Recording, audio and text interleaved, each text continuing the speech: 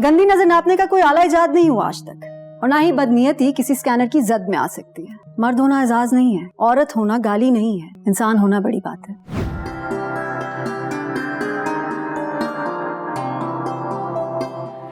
जैसा कि आप देख सकते हैं कि हम इस वक्त हाई कोर्ट के बाहर उस फैसले के मुंतजर हैं जिसका इंतजार हम पिछले 3 महीनों से कर रहे हैं। नाजिश अहमद का केस मिसाल बन चुका है।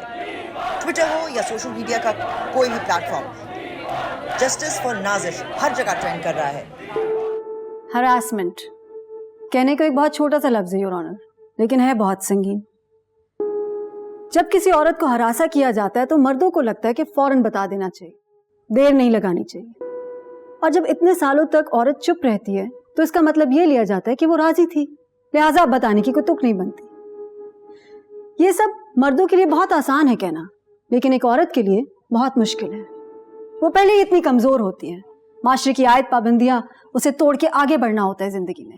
ऐसे में अगर अपने साथ बावक्त जाति का जिक्र वो ना करे तो इसका मतलब ये नहीं है कि जाति हुई नहीं, या फिर वो इसको बताने का हक खो बैठी है। हमारे माशरे में, ऑफिसेज में औरतों की कितनी इज्जत होती है इससे हम अच्छी तरह वाकिफ हैं योर ऑनर। सिर्फ फिजिकल अब्यूज नहीं, वर्बल अब्यूज का भी सामना करना पड़ता है। इन जुमलों की ना कोई पकड़ है, ना कोई रिकॉर्ड होता है।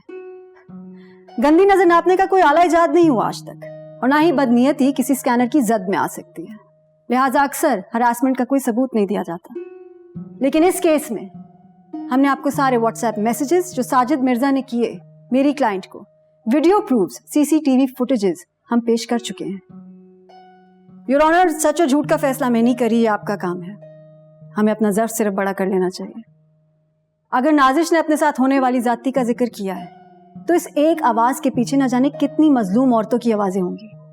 इस एक चीख के पीछे न जाने कितने लोगों की पुकार होगी। इस आवाज का गला मत घोटिए योर ऑनर। मर्द होना एजाज नहीं है, औरत होना गाली नहीं है, इंसान होना बड़ी बात है। इंसानियत के साथ काम लेना चाहिए। Thank you.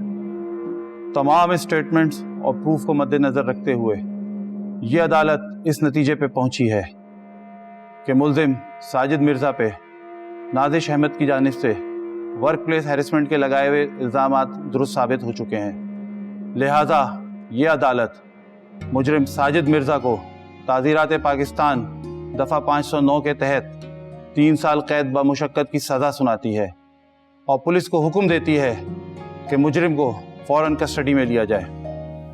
आज से 5 साल पहले माया एक इंटर्नी के तौर पर हमारी फर्म में आई थी। एहसन मलिक की तरह माया भी एक लॉयर बनना चाहती थी। एहसन मलिक को तो आप सब लोग जानते हैं कि उनकी पूरी ज़िंदगी इंसाफ की खिदमत में गुजरी और इंसाफ की खातिर ही उन्होंने जान दी।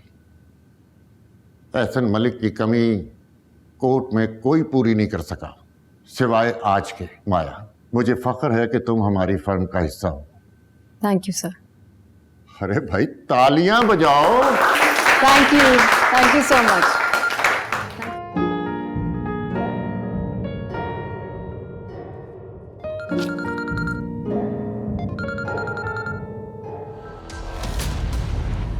क्योंकि मैं ग्रीन हूं।